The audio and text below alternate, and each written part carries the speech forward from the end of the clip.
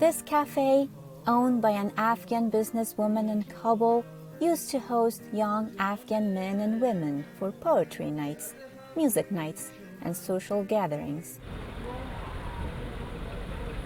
However, things have changed since the Taliban's takeover of Afghanistan. Women are told to stay at home. The cafe's owner, Mina Rezai, says she had no choice but to shut down her cafe. I was afraid that if the cafe is kept open, the Taliban might come and harm my employees and customers. Therefore, I was compelled to shut the cafe because I could not continue to work. Rezai, who escaped to Paris, says that 5 of her cafe's 8 employees were women who are now unemployed.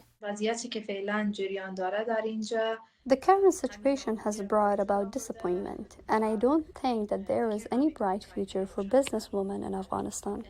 According to Afghanistan Women's Chamber of Commerce and Industry, the majority of women-owned businesses have closed since the Taliban took control of the country. We have continued really approaching various channels of connections, contacts to Taliban leadership.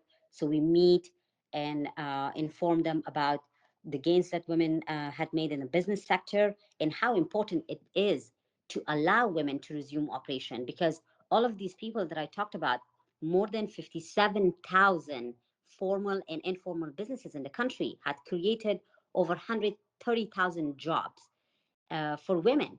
And so this should be very important and as well as acceptable to Taliban and anyone in the country to allow resuming these operations. Terry Neese, who has been mentoring and educating Afghan businesswomen since 2007, believes that the international community should do more to help them. Many of these women want to do an online sales, for example, and put a program together like that. That is something that we could do. That's something we could do on the ground in Afghanistan. It's something we could do here in the United States. Despite the Taliban's vow to respect women's rights, it has placed severe restrictions on women, prohibiting them from working or pursuing secondary education. The United Nations on Monday urged the Taliban to honor their promises to women and girls. Yalda Baktash, VOA News, Washington.